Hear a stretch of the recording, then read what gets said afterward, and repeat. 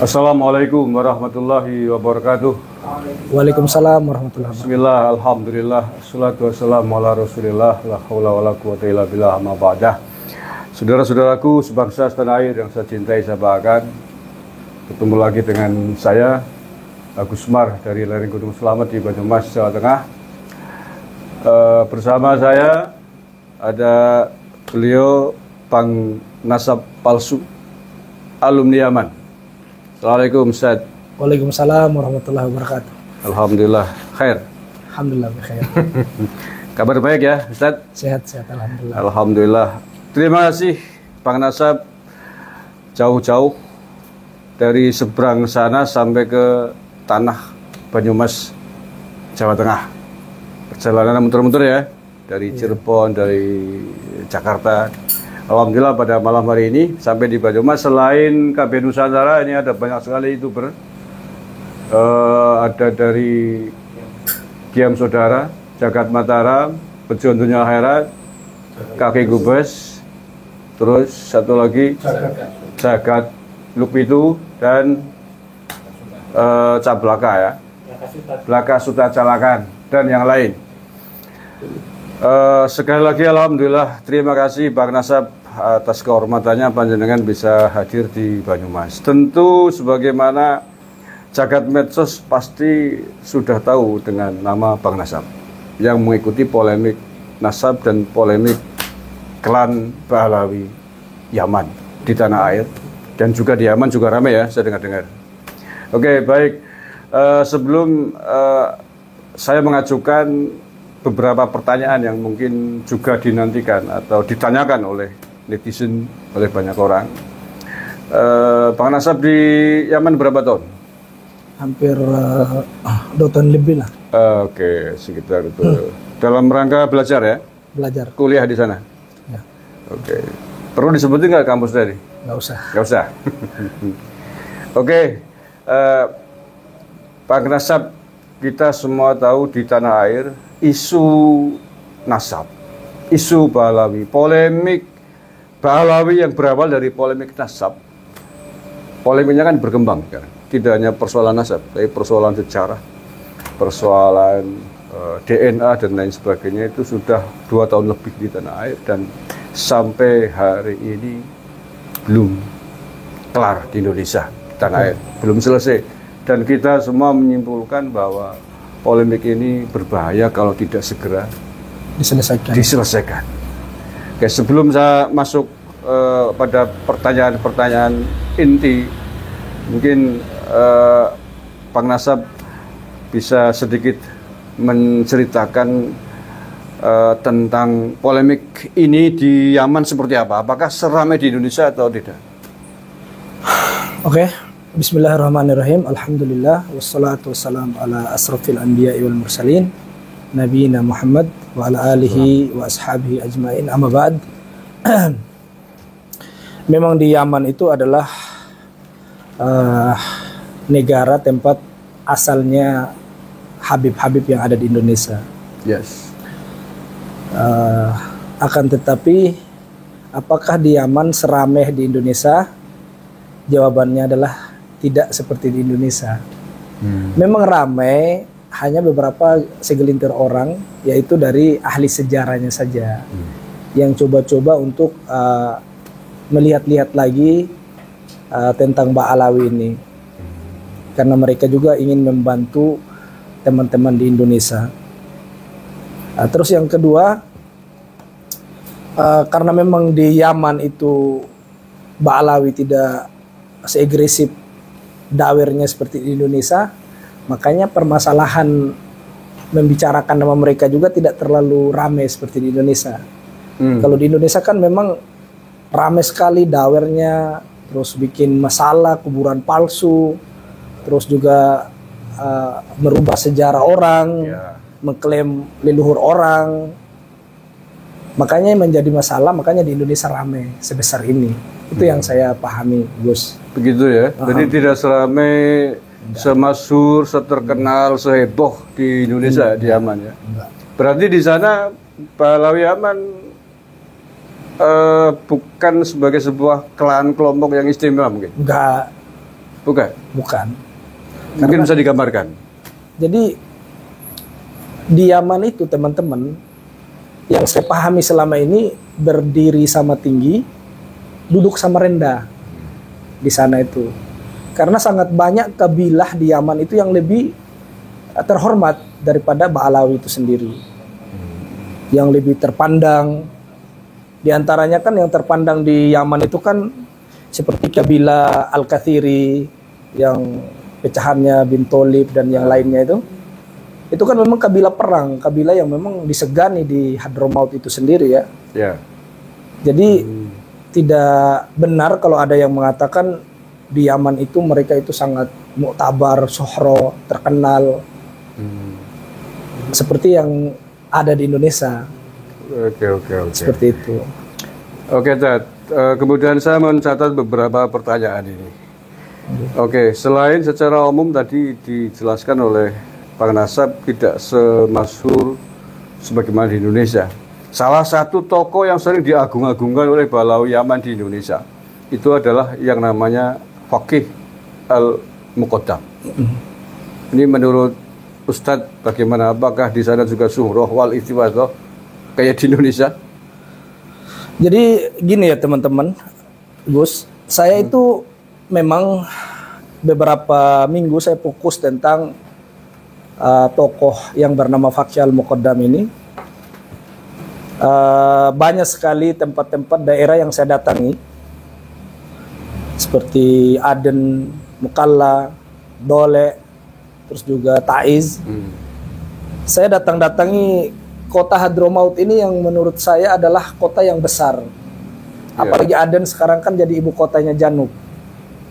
Kan pecah menjadi dua sekarang, Janub sama Shimal. Utara besar. Karena perang saudara ini yang terjadi di Yaman.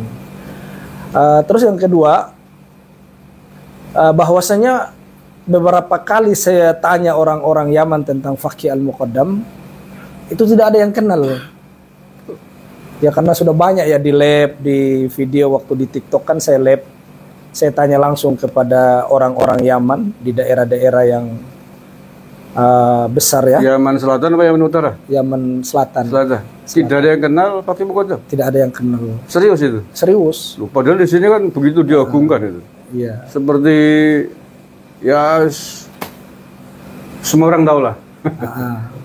Khususnya di kalangan Nahdiyin begitu ditonjolkannya itulah yang sampai digambarkan bisa Mi'raj 70 kali ya. 70 kali. Di sana nggak seperti itu? Nggak seperti itu. Kita nanya ke orang-orang Yaman ya. Seperti di Aden saya tanya tentang Faqih Al-Muqaddam, itu nggak ada yang kenal. Tidak ada yang tahu tentang siapa Faqih Al-Muqaddam ini. Jangankan orangnya, kuburannya pun di Yaman itu tidak tahu di mana yang benar. Serius itu? Serius. Faqih Al-Muqaddam itu? Iya. Karena dia kan punya kuburan dua, ada di Sehun, ada di Hadramaut, ada di di Tarim. Jadi mana yang benar itu sebenarnya Faqih Al-Muqaddam juga tokoh fikih. Tidak tahu gitu loh, tidak kenal siapa orang ini. Ala kulli hal, yang namanya Faqih Al-Muqaddam ini karena memang saya datang sendiri di sana. Iya. Saya tanya sendiri ke orang Yaman, tidak ada yang kenal. Tapi kalau Syekh Abdul Qadir Al-Jailani malahan lebih suhro. Oh begitu? Hatta penjual ikan kering, penjual sayur itu di pasar kenal. Di Yaman ya? Iya, Syekh Abdul Qadir Al-Jailani kalau ditanya mereka kenal. Oh, luar biasa ya. Berarti tidak hanya di Indonesia ya Syekh Abdul Qadir terkenal. Tidak hanya di Indonesia, di sana juga terkenal. Jadi berkaitan dengan Faqih Al-Muqaddam ini kan mereka mengatakan Mi'raj 70 kali. Tapi memang itu bukan perkataan mereka sendiri ya, memang dalam kitabnya maktub. Yang namanya Syarah Ainiyah, Syarahul Ainiyah itu kan ada kitab. Faqih Al-Muqaddam kan ditanya oleh Arab Badui tentang ayat-ayat kullu nafsin dha'iqatul maut. Dia bilang laisa li nafasun, aku tuh tidak punya napas. Ya berarti dia ngaku Tuhan. Terus juga ditanya lagi kullu syai'in khaliq illa wajhi. Dia mengatakan ana min nuri wajhi. Jadi dia itu ditanya oleh orang Arab Badui, wahai Faqih Al-Muqaddam, bagaimana menurutmu tentang ayat setiap sesuatu pasti binasa kecuali wajahnya Allah Azza wa Jalla atau zatnya Allah itu sendiri. Dia menjawab saya itu adalah zatnya Allah. Kan ini kufur.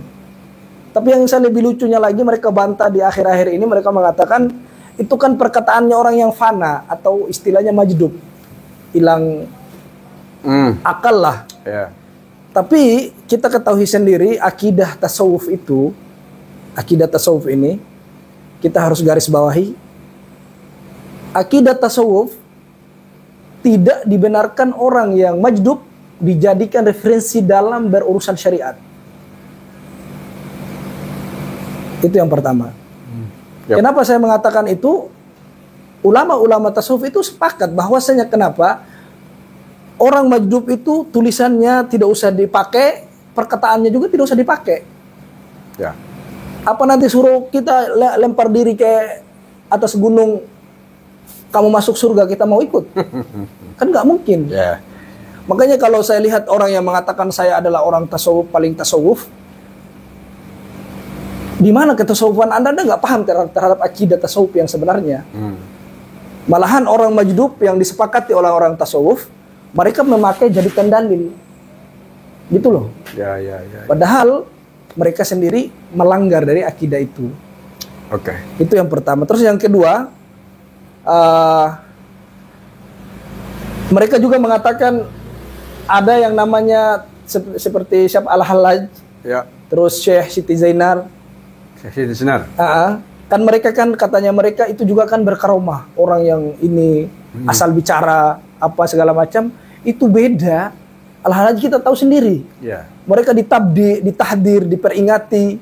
Syekh Siti Zainar juga kan disampaikan kesesatannya. Ulama yang sejaman dengan beliau disuruh umat jauhi dari pemahamannya, dari akidahnya. Itu menunjukkan bahwasanya ulama yang bersama dengan Syekh Siti Zainar itu sudah mengingatkan dari umat. Pertanyaan saya, kenapa sih Faqih Al-Muqaddam sudah tahu mengatakan saya adalah Tuhan? Kenapa Anda diam diri malah mengimani? Malah di mimbar-mimbar mereka mengatakan Faqih Al-Muqaddam orang yang besar, orang yang bisa mi'raj 70 kali ketemu dengan Allah. Padahal Hadratus Syekh Kiai Hasyim Asy'ari sendiri mengatakan apa dalam kitabnya beliau itu, siapa yang mengatakan saya mi'raj selain Nabi Muhammad itu bisa kufur, keluar dari agama. Itu kita ini bukan hanya perkataan orang majdub, tapi termaktub dalam kitab itu. Di dalam kitab mereka kan tertulis itu wa fi riwayatihi, dia mi'raj itu ada di dalam riwayatnya itu kan saya pernah baca di kitabnya wa fi riwayatihi sab'a wa isyrina marrat. Terus isyrina marrat, sab'a marrat. Dia itu bukan hanya 70 sab'una marrat. Jadi 70 kali dia mi'raj, kadang 25 kali dia mi'raj, di riwayat yang lain 7 kali dia mi'raj. Jadi ini bukan hanya dongeng, tapi memang ada di dalam kitab mereka dan mereka ajarkan dan mereka juga imani. Di Yaman diajarkan kayak itu, Tad? Selama ini saya nggak ada. Saya nggak pernah menemukan di Yaman ada seorang habib yang menceramahkan tentang Faqih Al-Muqaddam yang membesar-besarkan namanya. Hatta jangankan itu, Umar bin Hafid sendiri, mohon maaf ya, saya orangnya paling nggak suka panggil Habib.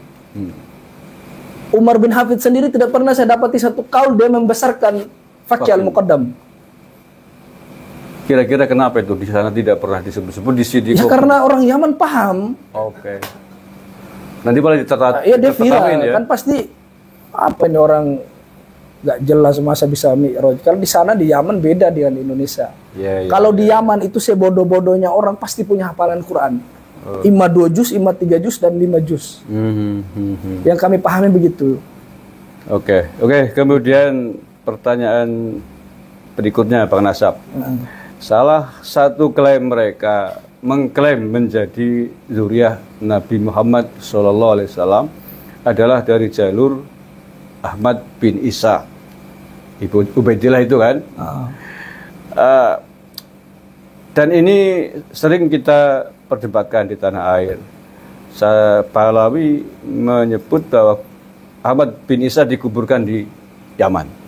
Tapi ahli sejarah penelusuran sejarah mengatakan bahwa Ahmad bin Isa tidak dikubur di Yaman. Nah, di Bang Nasab yang lama di Yaman tentu lebih faktual, tentu lebih akurat untuk menceritakan itu. Apakah benar Ahmad bin Isa dikubur di Yaman? Tidak benar itu. Tidak benar. Tidak benar. Kenapa saya mengatakan tidak benar? Ahmad bin Isa ini kita sudah cari tahu di mana kuburannya, nggak tahu. Nggak ada. Nggak ada. Mereka mengatakan ada kuburan, tapi kan mereka itu terbantahkan kuburan yang ada di Irak. Orang-orang di negara Irak itu sendiri, mereka mengakui Ahmad bin Isa An-Nakibi itu hidup di Irak, meninggal di Irak, dikuburkan di Irak. Sampai detik ini kuburannya ada di Irak. Sampai kami beberapa kali bertemu dengan orang-orang dari Irak, orang ulama-ulamanya lah ya. Kami bukan tanya orang awamnya, memang ulamanya. Kita tanya, benar nggak Ahmad bin Isa An-Nakibi dikubur di Yaman? Nggak benar kata mereka. Ulama itu ya yang menyampaikan? Menyampaikan ulama. Okay. Jadi kalau teman-teman misalnya mau umroh apa, coba yang bisa bahasa Arab tanya saja ke orang-orang Irak. Tanya ke orang-orang Irak atau ke syekh-syekhnya, tanya tentang Ahmad bin Isa. Ada yang lebih parah. Saya pernah nanya di satu orang ulama dari Irak. Saya bilang Ahmad bin Isa itu hijrah ke Yaman, meninggal di Yaman. Terus dia jawab, anta fil manam, katanya. Kamu dalam mimpi ya? Ngelindur. Kamu lagi ngelindur gitu loh. Iya. Jadi ala kulli hal tentang Ahmad bin Isa, satu negara Irak lebih jumhur daripada sebuah desa Tarim. Yes. Karena asalnya yang di sana. Semua satu negara meyakini Ahmad bin Isa meninggal di sana, dikuburkan di Irak. Jadi kalau hanya satu desa yang meyakini bahwasanya hanya Tarim tok, yang meyakini bahwasanya Ahmad bin Isa dikubur di Yaman, bagaimana dengan satu negara yang meyakini dia dikubur di Irak? Mana yang lebih menang? Ya, negara atau satu desa? Negara asalnya tentulah. Tentu negara. Sebagaimana misalkan kita meyakini makam Pangeran Diponegoro di Indonesia, tiba-tiba diklaim di Yaman, di sana. Iya. Kan tentu yang lebih satu Indonesia pasti nggak setuju. Ya, Indonesia yang karena lebih memang dia hidup di sini, meninggal di sini. Oke, paham. Kan gitu loh. Itu permisalan biar dipahami oleh teman-teman semuanya. Oke. Kemudian ini Bang Nasab, Ahmad bin Isa kan gelarnya An-Nakib di Irak ya. Sementara mereka menyebut Al-Muhajir. Pahlawi ya, menyebut Ahmad bin Isa Al-Muhajir. Sejak kapan itu mereka nyebut itu? Itu kan di abad ke-10 kalau nggak salah. Abad ke-10? Abad ke-10, 9 disebut, itu pun kan Ali As-Sakran. Ya, Pahlawi Ali As-Sakran Ba'alawi yang mengatakan Ahmad bin Isa Al-Muhajir. Padahal lakop ini adanya dari abad ke abad, tidak pernah ada lakop yang bernama Ahmad bin Isa Al-Muhajir. Seperti dalam kitab-kitab abad ke-5, ke-6 itu bukan Al-Muhajir. Kalau bukan An-Nakibi, Al-Aba, terus yang ketiga itu An-Nafat. Itu yang ada di dalam kitab nasab tentang Ahmad bin Isa. Berarti yang menggelari Al-Muhajir ya mereka sendiri. Pahlawi sendiri ya? Mereka sendiri yang menggelari Al-Muhajir. Sebagai pembenaran bahwa Ahmad bin Isa hijrah ke Yaman begitu ya? Gitu loh. Terus otoritas Yaman mengakui enggak itu? Tidak mengakui. Tidak mengakui ya? Tidak mengakui. Tidak mengakui. Dan tidak ada yang kenal, yang tahu juga nggak ada tentang Ahmad bin Isa ada di Yaman. Tapi kok pede banget ya mereka? Ya begitulah. Soalnya gini loh. Dulu ada nakoba di Yaman itu ada cuma 2 nakoba. Ada Bani Hashim dan Al-Hasani. Ba'alawi, sebagian Ba'alawi itu masuk ke nakobah Bani Hashim. Itu ahli tarikh. Saya kalau di Yaman dibolehkan untuk video orang-orang yang saya tanyakan ke ahli sejarah, itu sudah rungkat dari Yaman sebenarnya. Gitu loh. Jadi kita tanya tentang ahli sejarah tentang bahwasanya Ba'alawi ini dulu memang mereka ngakunya Bani Hashim. Tapi kan orang-orang Bawazir ini tidak setuju karena tidak musajar ke Bawazir mereka. Tidak tahu akar pohonnya, cabang pohon dari mana gitu loh. Makanya di tahun apa itu saya lupa, mereka itu keluar dari Bawazir jadilah Alawiyah. Atau di sana pun nggak ada nakobanya. Nggak ada nakobanya. Kalau Bani Hashim ini kan di mana-mana ada, di Maroko ada. Di Madinah ada mereka Bani Hashim. Di Yaman ada? Di Yaman ada Bani Hashim, ya? Ada. Jadi beberapa nakoba mereka punya di seluruh Indonesia, di seluruh dunia gitu loh. Jadi kalau dibilang bahwasanya Ba'alawi ada nakoba, ya kan mereka baru-baru keluar dari Bani Hashim. Jadi otoritas negara resmi Yaman ada di sana ya, nakoba resmi Said Bani Hashim di sana. Ada. Ada. Mereka Kemudian, ada. Dan mereka ada rumah besar malahan. Ada, rumah besar mereka itu adanya di Kuil Bawazir. Itu diakui oleh negara? Diakui. Diakui. Oke. Kemudian nakoba ini mengakui nggak nasab Ba'alawi sebagai Zuriyah Said? Tidak.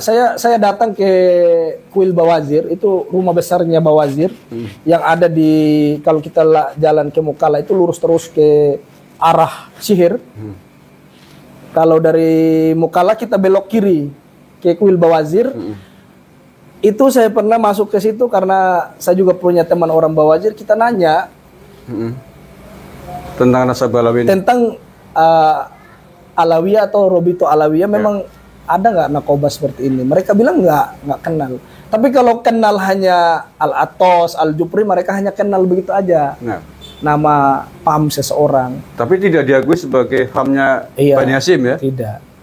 Ada yang lebih parah lagi dari Bawazir itu mengatakan, ya seperti sudah sering saya sampaikan ya, ka'annahum fil manam.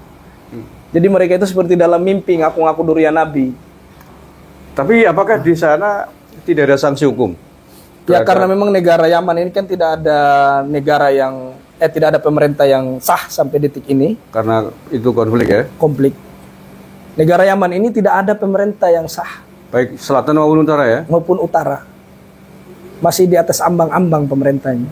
Apalagi sekarang Janub ini kan diambil oleh 7 kabilah yang kuat. Dan itu tidak ada sama sekali Ba'alawi yang masuk di situ. Kalaulah mereka punya kekuatan di Hadramaut, seharusnya masuk ya. Ba'alawi ikut mengamankan Yaman Janub. Tapi nyatanya enggak. Malahan dari kabilah Al-Kathiri, terus kabilah-kabilah lain, kabilah-kabilah besar yang menjadi pemimpin sekarang ini ada di Janub. Dan Ba'alawi tidak tercantum di situ. Termasuk hari ini kan sedang dibombardir oleh Amerika itu. Makanya kemarin saya bilang, kenapa para Ba'alawi nggak pergi ke Yaman mengamankan tanah leluhur asal-usul nenek moyang kan? Iya, kan perang. Makanya saya juga lucu ya. Saya pernah dengar si Novel ya. Novel ya. Itu kan pernah mengatakan selama ada Habib di dalam satu negeri itu negara nggak akan pernah perang. Pasti aman katanya kan. Pertanyaan saya, kalau katanya Ubaidillah lahir di Hadramaut. Terus Nabi mereka Umar bin Khattab ada di Hadramaut. Kenapa Yaman dibombardir terus? Negara yang tidak pernah aman sampai hari ini. Jadi jangan takabur kalau jadi manusia bicara itu. Gitu loh. Jadi intinya gini, di garis bawahi teman-teman, gaya-gaya mereka tentang membesarkan diri mereka dan leluhur mereka itu bukan gaya-gaya dalam syariat, tapi gaya-gaya perbudakan. Biar orang lain bisa sembah mereka punya leluhur karena dengan cerita-cerita kebodohan yang mereka lakukan. Itu yang paling mereka cari. Dan celakanya di Indonesia banyak yang mau dibodohi. Jadi mungkin air ditiup aja dibayar ratusan ribu. Seperti hal karoma kan.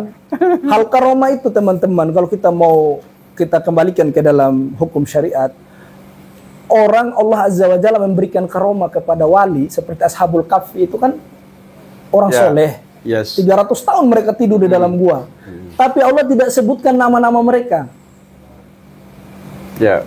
Karena memang karomah itu datangnya dari Allah Azza wa Jalla mutlak untuk hambanya yang bertauhid dan orang soleh. Tapi kalau karomahnya Ba'alawi yang mereka gaung-gaungkan selama ini adalah karomah perbudakan. Mereka sebutin leluhur mereka, kakek mereka, eyang mereka begini dan begini, Itu kan karomah perbudakan. Ya kalau benar. Itu loh. Itu pun kalau benar. Faktanya Nah, gitu. orang Yaman sendiri nggak kenal dengan Faqih al-Muqad.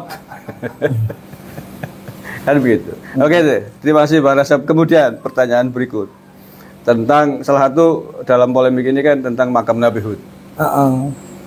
Gimana di Yaman tentang makam Nabi Hud ini? Apakah sesuai dengan sejarah yang ada sebenarnya atau bagaimana? Makam Nabi Hud, ada satu orang ya, sudah tua sekali yang kami pernah temui di Tarim. Orang ini pernah membuat kubah masjid yang dekat dengan lembah yang dijadikan kuburan Nabi Hud sekarang ini. Itu udah bersumpah di depan kami, wa uqsim billah wa rabbul Ka'bah katanya. Selama saya membangun kubah itu, saya tidak pernah tahu kalau ada di lembah itu ada kuburan Nabi. Itu yang digarisbawahi. Orangnya sudah tua. Selama kami membangun masjid dan kubahnya masjid itu yang ada di bawah lembah ini yang dijadikan kuburan Hud itu, kami tidak pernah tahu kalau ada kuburan Nabi di situ. Ternyata kuburan Nabi ini teman-teman bukan diyakini dengan ilmu sejarah, dengan ilmu penglihatan, dan juga dengan ilmu kitab. Nasab. Kitab nasab lah. Yep. Sejarah lah. Jadi menetapkan kuburannya Nabi Hud itu dengan mimpinya yang bernama Abu Bakar bin Salim. Ini kuburannya beliau ini. Saya tunjukkan biar teman-teman melek ya.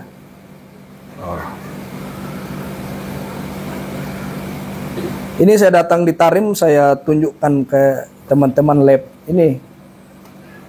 Oke. Nanti dikirim ya. Boleh. Ini kuburannya mereka sangat fenomena yang sangat terkenal. Ini tidak ada sama sekali tertulis Syed atau Habib atau Al-Habib. Langsung Syekh Abu Bakar bin Salim.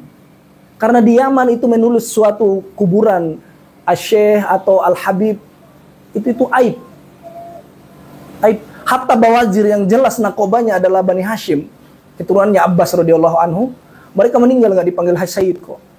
Kuburannya nggak ditulis Syed. Aib di sana apa ya? Cuma di Indonesia ini saya lucu.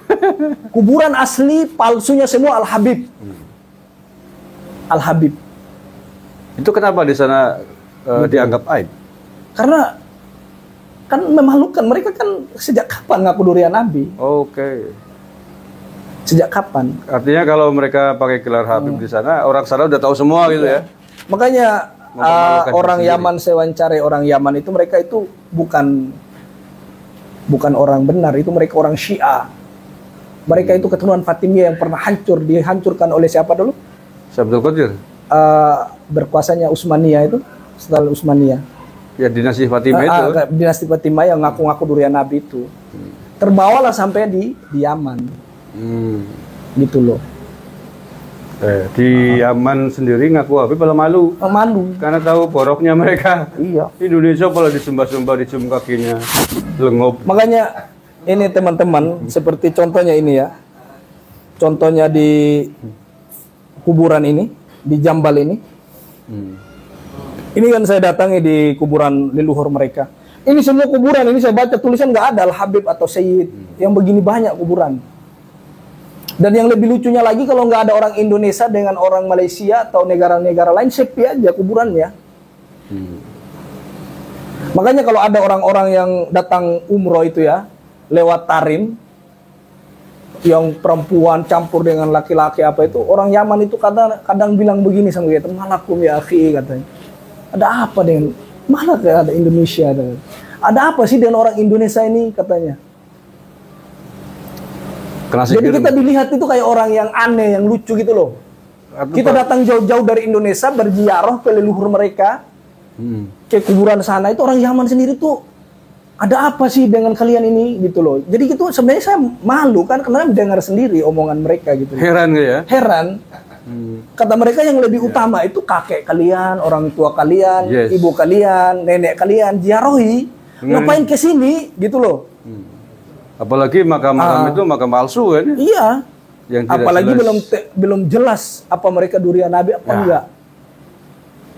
Itu kan Jadi saya garis bawahi di sini, teman-teman yang di Nusantara, cobalah terbuka otak-otak kalian, pikirannya itu apalagi percuma sekolah, jadi pelajar, punya kecerdasan. Orang-orang Nusantara tuh orang cerdas. Masa kita nggak gunakan kecerdasan malah datang ke sana di tempat orang? Atau jangan-jangan mungkin ada unsur sihir? Wallahu a'lam bishawab. Orang-orang Indonesia disihir oleh Beliskang Berkayangan Yaman mungkin. Nah, iya. Ada yang lebih parah lagi tuh teman-teman. Mereka itu menganggap sekarang di kuburan Jambal itu menuju ke Ahmad Al-Haddad, itu di jalan itu seperti jalan-jalan menuju surga. Usuh. Makanya si Syekh ini, Habib Syekh, nama aslinya siapa sih?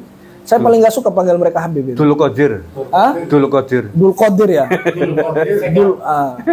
Dul Qadir As-Segaf itu kan ngomong. Dia ajari jemaahnya di dalam kuburan situ. Kalau habis dari sini kita menuju ke jalan menuju kuburannya Ahmad Al-Haddad, itu seperti menuju ke jalan-jalan surga. Kan ngaco yang begini nih. Gitu loh. Surga nembak. Jadi di Madinah ada yang namanya Raudhatu min Riyadil Jannah, di Tarim ada yang namanya Thoriqil Jannah. Jadi mereka cari saingan, dibikin saingan sebagus mungkin biar orang itu sembah leluhur mereka gitu loh. Oke, kemudian Pak Kasih, ini semakin banyak membuka mata kita gitu ya. Betapa kita goblok gitu, lengop sekali orang-orang Nusantara di Lombok ini nang Pahlawi Yahudi Yaman. Di sana nggak ada apa-apanya leluhur mereka.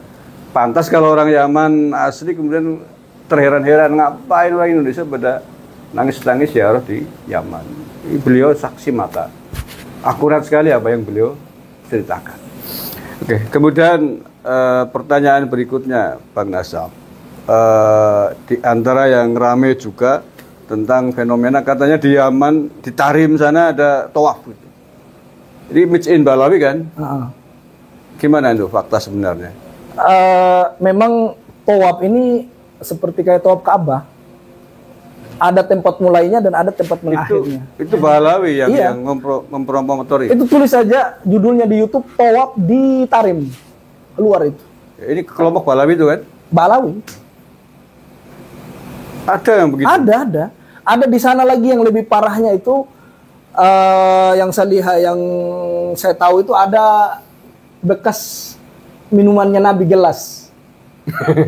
Jadi mereka mengatakan Nabi pernah datang ke Tarim, minum air dan gelasnya Nabi lupa di situ, dan sekarang gelas itu dijadikan termasuk tempat berkhurafat juga.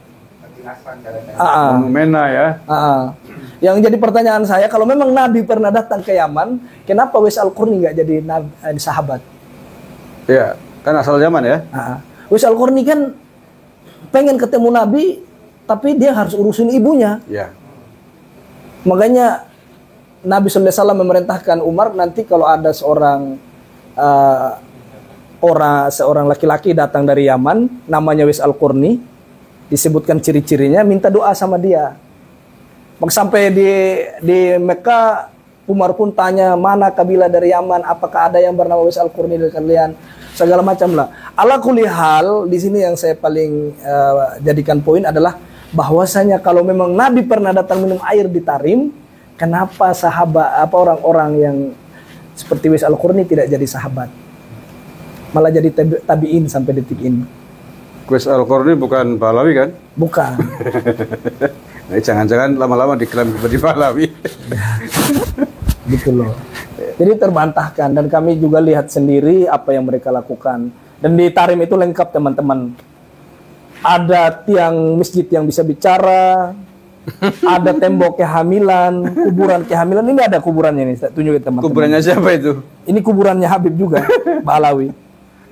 Jadi toko kurafat berarti ya? Dua kuburan ini, kalau misalnya istri kita tidak bisa hamil, kita datang doa atau gosok-gosokin perut di sini langsung bunting. Nanti yang lahir itu anak-anak dongeng. Ini dua kuburan di depan saya ini. Itu pernah dibuktikan apa enggak? Iya, jadi kalau teman-teman nanti mau nikah lagi punya istri terakhir mungkin karena faktor tua, nggak bisa hamil, datangkan aja ke sini. Nanti bisa hamil. Nanti anaknya kayak orang Yaman ya. Biar besarnya jadi tukang dongeng. Biasanya selama ini yang saya lihat kan orang walaupun S2 belajar di luar, karena bergaul sama dia jadi tukang dongeng. Gitu loh. Di Yaman tidak ada aspal lah segala macam. Kalau bahasa orang Banyumas, tukang dongeng itu sama dengan lengup. Gitu, Dad. Iya. Jadi lengup kan sih. Itu bus. Dabrus. Dabrus. Oke. Allah ya karim. Secara Bang Nasab kan akademisi, alumni perguruan tinggi di Yaman. Kalau dari sisi atau aspek sejarah resmi lah ya, faktual berdasarkan literasi yang ada,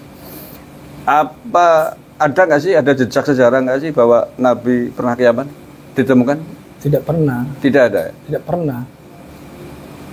Kita tidak mau membahas ini ya tentang Nabi pernah ke Yaman apa enggak, karena sudah jelas di dalam hadis, di dalam sirah, kan di dalam sirah Nabawiyah itu kan tertulis Nabi pernah kemana, dia pernah ke Taif, pernah ke sini kan tertulis semua. Apa iya ulama-ulama sirah berdusta semua? Ya. Masa karena ada satu Ba'alawi sekelompok si cucu Yuyu yang ngaku durian Nabi mengatakan pernah hijrah ke Yaman. Kan ngaco ini yang begini. Oke, Dan. Kemudian masih ada pertanyaan lagi, nggak bosan kan? Nggak apa-apa. Mumpung ada Bang Nasab di sini yang tahu persis saksi sejarah Yaman ya, walaupun bukan orang Yaman tapi setidaknya kan pernah lama di sana. Salah satu keturunan imigran Yaman yang ada di Indonesia. Ya. Keturunan imigran Yaman yang di Indonesia hari ini kan bukan hanya dari klan Pahlawi, ada juga dari kelompok Arab yang lain. Yang populer adalah Al-Irsyad. Ini kan sama-sama keturunan imigran dari Yaman. Menurut Bang Nasab nih, apa sih bedanya Al-Irsyad dengan Pahlawi di Indonesia yang sama-sama keturunan imigran dari Yaman? Jadi begini ya, ini pertanyaan yang penting menurut saya juga, biar teman-teman di Al-Irsyad bisa buka mata, biar bisa mereka mendengarkan. Al-Irsyad ini memang banyak sekali keturunan Yaman yang dari kalangan masyayikh. Mereka seperti Ba Mu'alim, Ba Fadol, Al-Kathiri, terus Ba Salama, terus lagi Ba Abdu. Pas Udan masuk nggak itu? Jadi Al-Irsyad dengan Ba Alawi ada perbedaannya apa? Saya katakan berbeda. Kenapa saya mengatakan berbeda?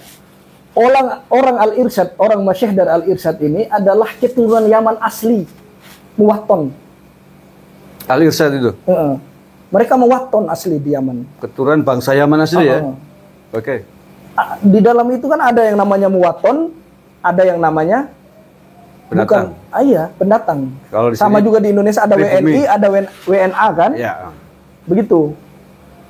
Pribumi sama bukan? Bukan, antara pribumi atau bukan pribumi. Iya.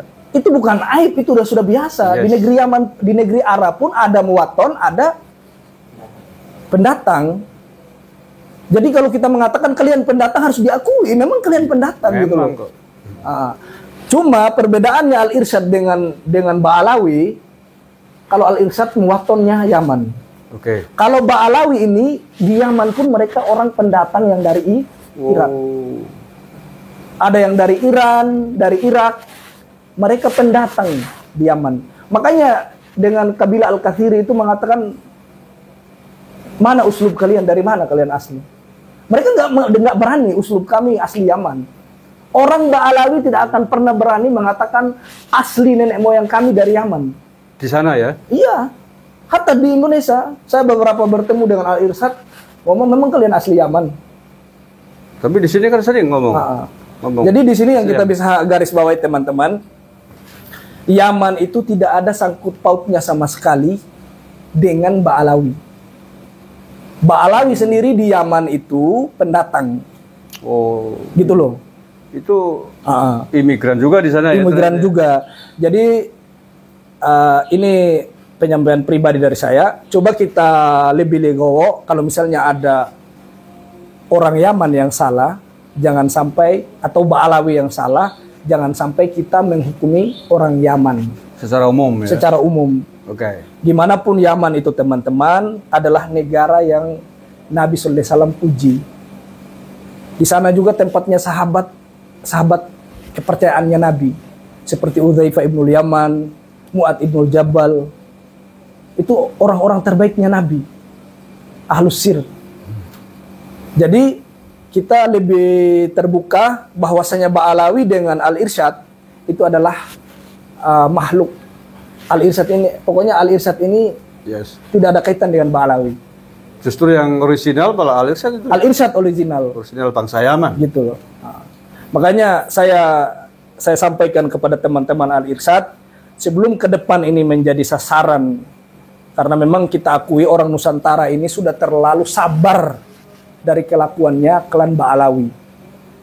Coba buka yang sebenarnya, sampaikan kepada orang Nusantara bahwasanya Ba'alawi ini adalah orang yang memang sangat kacau gitu loh, Problematik. problematik. Tidak hanya di Indonesia ternyata ya. Agar kedepannya anak cucu teman-teman dari Yaman tidak jadi olok-olokan, tidak jadi kena imbas. Ya. Coba teman-teman dari Al-Irsyad Angkat tolong suara ya. angkat suara, tolong disampaikan bahwasanya Yaman tidak ada sangkut pautnya. Kenapa saya ini kokoh bahwasanya saya membela terhadap Yaman? Yaman itu ada keutamaan di depan Nabi Sallallahu Alaihi Wasallam. Gitu. Ada sahabat dari sana, ada orang-orang soleh seperti Wais Al-Qurni yang kita ceritakan. Ya. Itu. Terus juga banyak sekali teman-teman yang lulusan Yaman yang belajar di sana. Seperti itu. Orang Yaman itu memang mereka itu karena efek peperangan semua ekonomi menghancur. Tapi mereka bukan orang pengemis seperti Ba'alawi. Wallahi saya saksikan sendiri orang Yaman. Walaupun mereka cari makan untuk hari ini, tidak menjadikan kemiskinan mereka untuk minta-minta sama orang. Untuk dawir ya. Iya, untuk dahwir atau memotong kompas mencari rezeki itu nggak pernah mereka lakukan. Apalagi ngaku cucu Nabi ya. Nggak pernah. Mereka tetap cari uang yang halal untuk mereka makan hari ini. Tetap mereka bersabar dengan peperangan yang ada sekarang ini yang kita lihat. Itu orang Yaman. Asli ya. Jadi kalau dikatakan Yaman, saya memang sedih.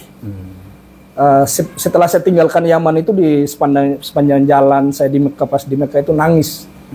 Karena termasuk negara yang mengajarkan saya untuk menjadi manusia yang lebih bersyukur itu adalah Yaman.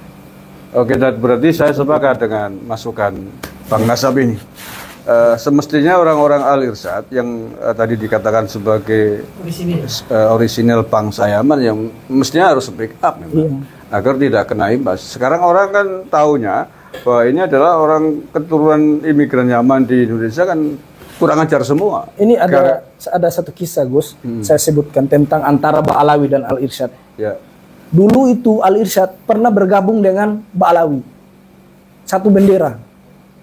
Sebelum NU juga diciptakan. Kan memang Ba'alawi kan organisasi pertama. Kita akui itu.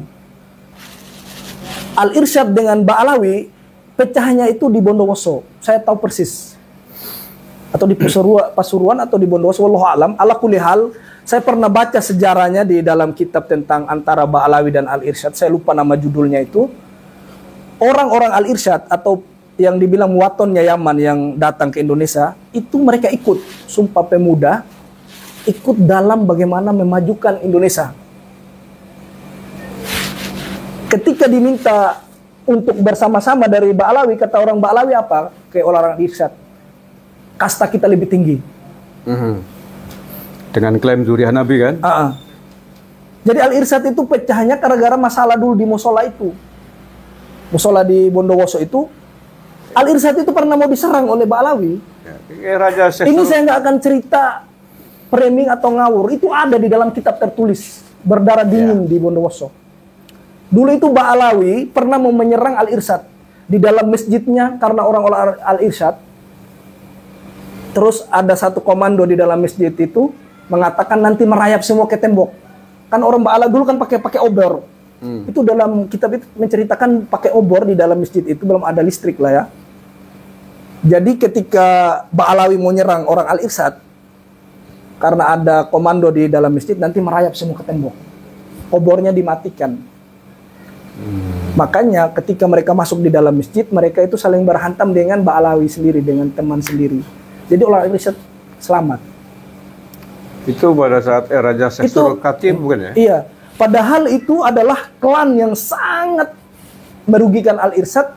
Tapi kenapa Al-Irsyad sampai detik ini berdiam diri, tidak mau mengangkat suara, padahal masalah ini sudah sangat merugikan Yaman secara umum. Betul. Apakah nanti mau lihat anak cucu Al-Irsyad atau muwaton Al-Irsyad dijadikan bulian, diklaim bahwasanya mereka sama aja asal dari Yaman? Kayak Balawi. Makanya saya minta tolong buka suara, sampaikan ke umat bahwasanya sebelum terlambat. Muwaton Al-Irsyad itu muwaton asli orang Yaman. Al-Irsyad tidak seperti Ba'alawi. Mereka luar biasa orang Al-Irsyad yang saya dapat selama ini. Mereka pekerja, pengajar, punya toko, tidak dawer sana sini. Yang saya dapati seperti itu. Jadi kalau teman-teman menghina, tolong hindari, jangan sampai bilang Yaman jahanam lah, atau Yaman tukang dawer lah. Fokus saja ke klan Ba'alawi. Karena memang mereka pembisnis kuburan, tukang dawer atau segala macam. Iya, sepakat. Itu yang digarisbawahi teman-teman, mudah-mudahan bisa dipahami. Yahudi Yaman ya. Jadi ingat, salah satu tes DNA hasilnya kan G ya. Yahudi. Itu gimana di sana tentang sejarah Yahudi terkait Ba'alawi ini? Kalau masalah Yahudi, memang karena saya nggak punya ilmunya ya Gus ya. Oke. Memang secara yang saya lihat dari teman-teman sekarang ini yang menulis kitab seperti Kiai Ja'far yang di Batu Ampar, mereka menemukan penemuan itu bahwasanya mereka keturunan Yahudi. Ya, kalau ada kitab, ada hujahnya, kita harus akui. Ya gitu. Kalau di genetika kan ada catatannya, hasil tes DNA aja memang G, haplogroup. Yang tidak lain adalah haplogroup bangsa Yahudi. Oke, kalau itu saya kira udah banyak yang mengatakan ya. Terakhir ini, sebelum itu teman-teman juga mungkin ada pertanyaan tentang komunis. Tadi belum diceritain. Bahwa fakta kan Yaman pernah menjadi negara komunis terbesar di dataran Arab adalah Yaman. Dan fakta di Indonesia pernah ada partai komunis yang notabene juga dikomandoi oleh orang keturunan Ba'alawi Yaman. Memang komunis ini teman-teman, saya itu mudah-mudahan Allah Azza wa Jalla mengampuni dosa-dosa saya atau salah bicara saya. Ala kulli hal, memang beberapa ahli sejarah tentang komunis saya pernah tanyakan, dan mereka punya kitab yang namanya At-Tarikh Hadromiyah. Itu menceritakan semua tentang kelakuan Ba'alawi, bagaimana partai komunis itu berkuasa di Yaman Selatan, atau yang dikenal sekarang adalah Janub, atau yang mungkin di pikiran Indonesia itu Hadramaut. Tarim. Itu dulu memang komunis itu pemimpinnya memang dari klan Ba'alawi.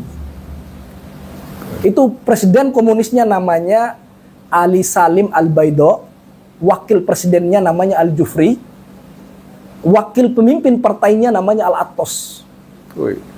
Ba'alawi semua ya? Itu nggak cerita bohong, memang terjadi.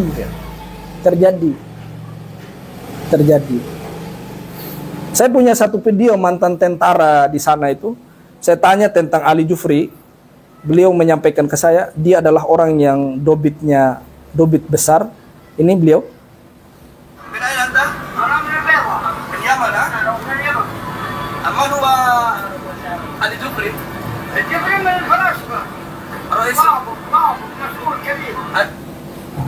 Ali Jufri minum falasifa. Falasifa kan komunis. Oke. Masyhur dari gitu ya? Masyhur, kata beliau, sangat terkenal. Ali Jufri itu adalah wakil presiden dari partai komunis di Yaman. Sangat besar kedudukannya. Populer lah kalau di sini. Wakil ini mantan tentara. Yes, oke. Kalau di sini komunis dari komunis begitu ya. Di Indonesia kan kita ketahui ada yang namanya Den Aidit. Al Aidit itu ada di Sehun. Keluarganya dia masih ada sekarang. Barokbah. Namanya siapa? Ahmad Barabba. Terus ada namanya Sufyan Barabba. Ada namanya Al Munawar. Musa Al Munawar. Itu kan orang PKI yang ada di Indonesia. Ya, artinya dengan sejarah yang tadi Bang Nasab ceritakan nyambung. Nyambung. Tidak aneh kalau di sini Tidak aneh.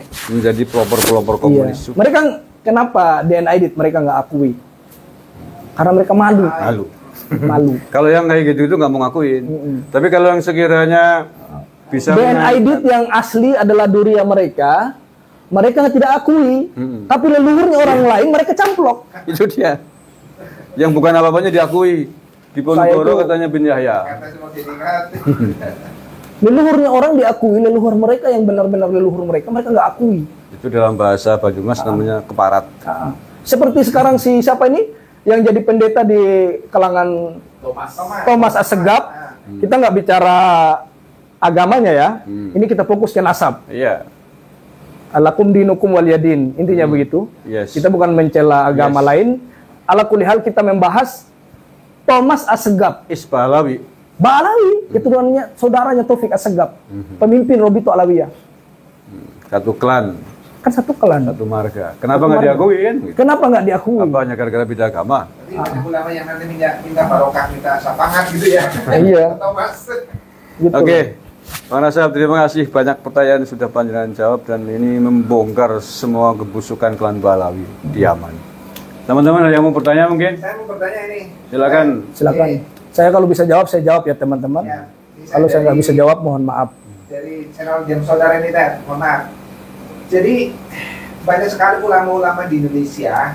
Ada yang namanya Bang Somad, ada yang namanya Mas Yahya, begitu yang ya kalau kita itu tuh mereka sering menjadi salahnya dari para Bali. Itu sering berbicara bahwa pasir kinat, pasir taring itu wangi gitu. Ya karena kami di Indonesia ini tidak pernah langsung ke sana. Ya tentunya kita tidak tahu benar wangi nggak sih. Nah kalau dari Bang Nasab ini yang sering ke sana, benar nggak sih yang namanya pasir kinat itu benar-benar wangi? Harumnya itu seperti harum surga seperti itu. Oke. Ini pasir Silakan. inat yang dimaksud yang ini ya. Pasir inat ini teman-teman. Ini saya datang ini. Teman-teman ada yang mengambil pakai botol. Ini pasirnya. Itu Inat nama daerah apa? Nama tempat? pemakaman. Oke. Ini. Banyak sekali pasir-pasir memang di sana. Ini yang bilang nggak ada aspal ini banyak ini. Ini depan kuburannya Abu Bakar bin Salim lagi. Ada aspal, ada apa namanya? Yang di semen itu cor-coran. Mana yang mengatakan tidak ada aspal di sana biar bekas kaki wali tidak terhapus. Makanya jangan bergaul sama tukang dongeng biar Anda tidak jadi tukang dongeng. Kasihan ilmu Anda jauh-jauh belajar ke Sudan, belajar ke Mesir, Pasir jadi tukang dongeng. dulu sama. Jujur lah. dulu sama. Jujur. Berarti tidak wangi ya? Wangi apa? Mana ada pasir yang wangi? Dikasih parfum dulu jadi wangi. Sama di Indonesia mereka bawa pasir dari Yaman buat jualan. Itu beraninya jualan di sini, coba jualan di sana. Coba jual di Yaman. Tidak laku ya? Kita datang ziarah saja ke Yaman, berbondong-bondong, orang Yaman mengatakan kalian ini kenapa? Ada apa ngapain? Lucu gitu loh. Apalagi Ambil pasir ya. apa nggak lebih dibilang gila? Mau mempertegas saja Bang Nasab ya, saya mau bertanya. Dari apa yang disampaikan Bang Nasab, tadi Robito Alawiyah itu tidak ada di sana ya. Yang ada nakib Nama-namanya. cuma Al-Hashimi sama Al-Hasani ya. Berarti adanya cuma di Indonesia Benar sekali. ya. Yang tercatat Nakobah Robito Alawiyah itu hanya ada di satu negara yaitu Indonesia. Indonesia. Jadi kalau Pak Kiai-Kiai NU ini menghancurkan Robito, tidak ada penguatnya. Kalau Bani Hasim di sini diruntuhkan, di Maroko masih ada. Di Madinah ada. Dia punya, di Yaman juga ada. Mereka punya rumah besar. Bani Hasim, rumah besar Bawazir. Kalau Robito Alawiyah, saudara NU langsung mengatakan Ba'alawi bukan durian Nabi, hapus itu Robito, udah harus hilang. Selesai. Berarti bubarkan saja. Bubar. Bubarkan ya. Ya kalau saya sih bubarkan daripada menjadi tempat kiblat pembodohan, pencucian otak, Khurafat. khurafat, dongeng, segala macam, gitu loh. Kelengoban. Gitu. Sudah, terima kasih Bang Nasab. Ada yang lain? Lagi mungkin. Kita sering menyaksikan ketika seorang dari Yaman, Umar bin Hafid, seolah-olah kalau datang ke Indonesia itu kan istimewa sekali. Pertanyaannya, sejauh apa keistimewaan Umar bin Hafid di Yaman itu sendiri? Nggak ada. Apakah ketika dia datang itu memang keberadaan dia itu memang disembah-sembah oleh santri-santrinya, murid-muridnya, atau memang hanya ada di Indonesia yang seperti itu? Oke, baik. Yang saya tahu sampai detik ini, saya selama di Yaman ya, dia itu cuma hadir di pada 2 tempat di Yaman itu sendiri, di Tarim dan di Mukalla, sama di Sihir.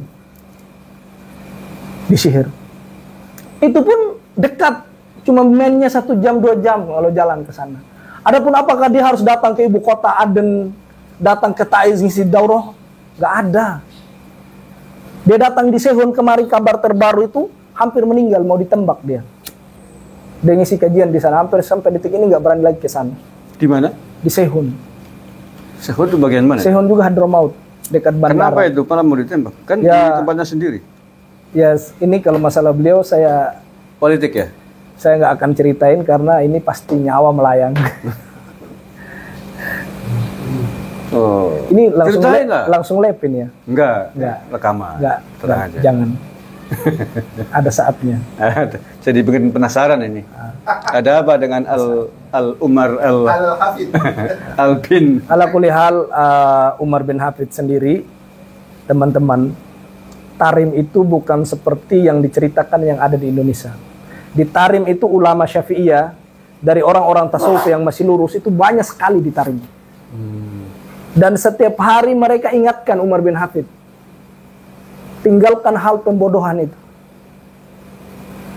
Saya nggak bohong, wallahi banyak sekali ulama Syafi'i yang ada di Tarim, dekat markis, sampingan markis dengan dia. Kalau teman-teman dari Tarim mau jujur kepada Allah Azza wa Jal, pasti kalau mereka berani, pasti mereka mengatakan iya. Jadi nggak benar kalau mengatakan Tarim dikuasai oleh Umar bin Hafid. Itu bohong belaka itu. Bohong besar Dia ya? berkuasa hanya di markisnya, hanya sekitar situ saja. Artinya tokoh kecil ya. Bukan siapa-siapa malah. Kecamatan lah istilahnya di situ tempat dia. Hanya berkuasa di situ.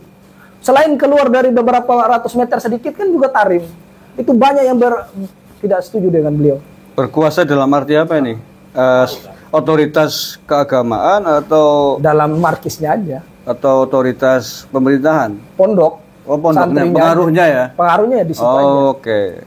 Kalau memang Ba'alawi orang yang berpengaruh, seharusnya kabilah Ba'alawi mereka ikut mengamankan Yaman Selatan. Yes. Tapi Betul. nyatanya kan klan Ba'alawi tidak punya pengaruh di Yaman. Makanya 7 kabilah dari Masyekh yang berkuasa di Yaman Selatan. Ini digarisbawahi.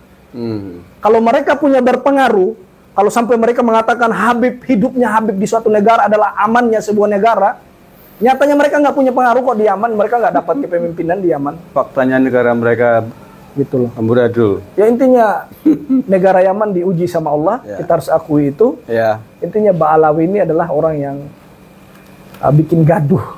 Mungkin kalau membohong. Oke. Terakhir Bang Nasab.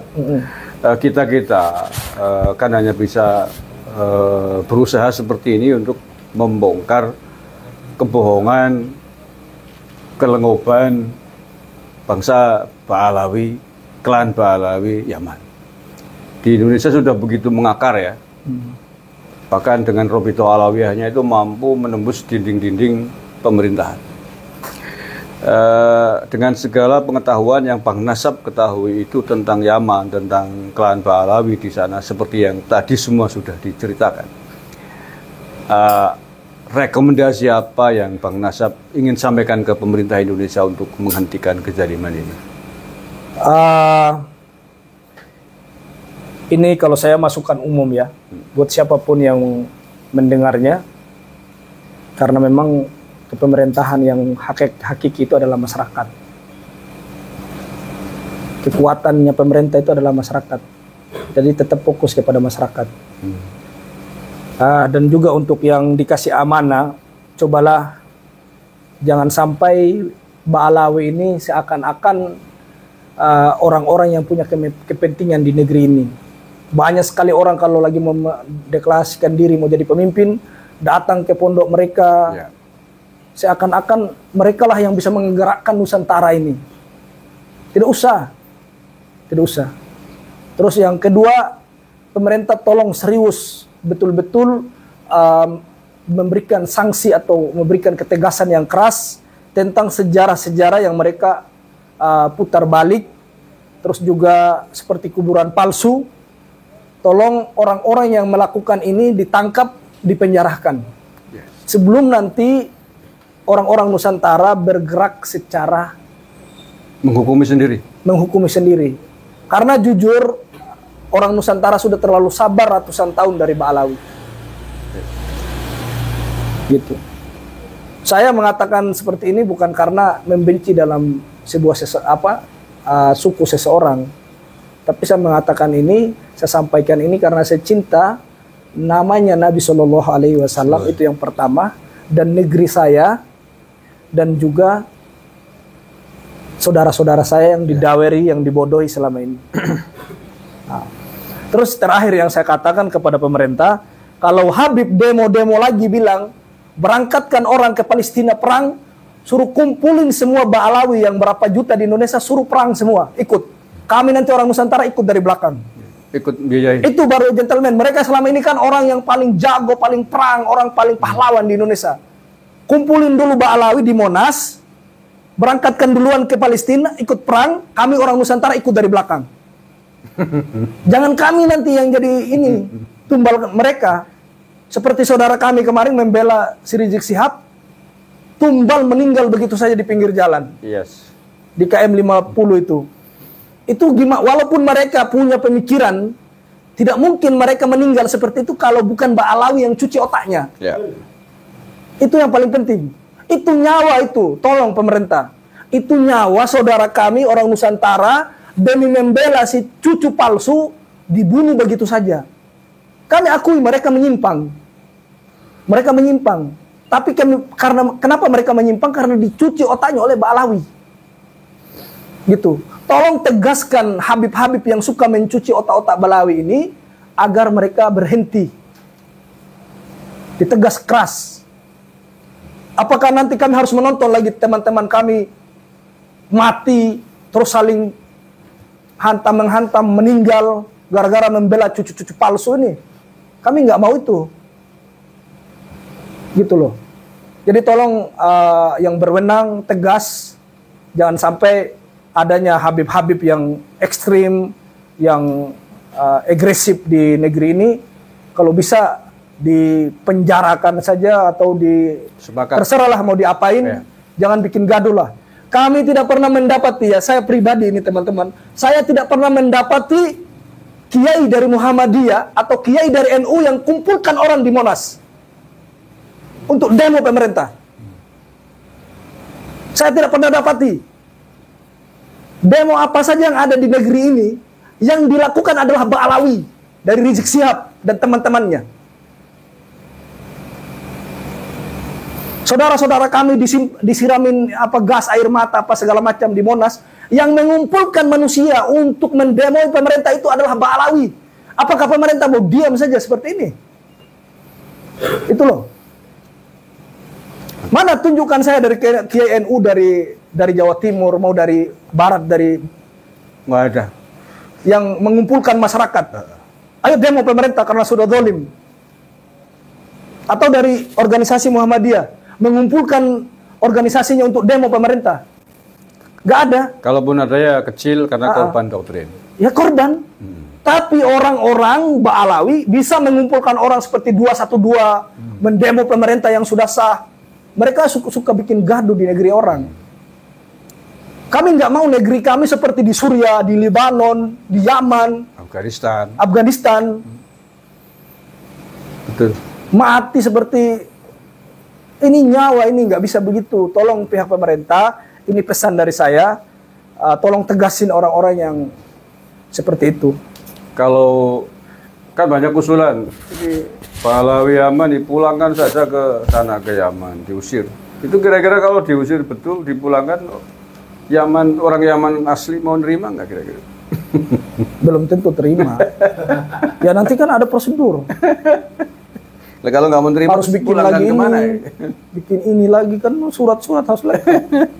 Deportasi. Iya. Oke. Kita seperti Rohingya ini. Oke, Pak Nasab, ada lagi yang mau disampaikan atau cukup? Sementara? Ya, cuma mungkin itu saja. Itu aja. Nah. Oke. Terima kasih Pak Nasab. Tidak perlu saya simpulkan, sudah bisa menyimpulkan sendiri-sendiri. Dari A sampai Z-nya tadi apa yang disampaikan oleh Pak Nasab luar biasa, membukakan mata kita semuanya tentang bagaimana lengob dan kucluknya bangsa keturunan imigran Pahlawi Yaman ini. Dan pemerintah penting saya kira untuk mengambil sikap tegas. Saya sepakat dengan Pak Nasab, tegas terhadap klan Pahlawi Yaman yang kurang ajar di tanah air ini. Orang yang punya kaidah hanya Indonesia kok, hubul waton minal iman. Ya. Di negara lain nggak punya kaidah itu. Nah, kalau tidak ada kaidah ini, habis Indonesia. sudah mereka. Kita sering menyampaikan kita punya prinsip ngalah, ngalih, ngamuk. Kita sudah ngalah, kita sudah ngalih, yang belum tinggal ngamuk. Kalau sampai ngamuk, bangsa Nusantara habis sudah itu Pahlawi Yaman. Kita pulangkan. Kalau ternyata Yaman nggak mau nerima, ya udah kita pulangkan di tengah lautan aja biar dipakan hiu. Terima kasih Bang Nasab atas semua ceritanya yang luar biasa ini. Yeah. Sakhiri bila taufiq wal hidayah wa ridha wal inayah wallahu al-muwaffiq ila aqwamit thoriq. Assalamualaikum warahmatullahi wabarakatuh. Waalaikumsalam. Waalaikumsalam.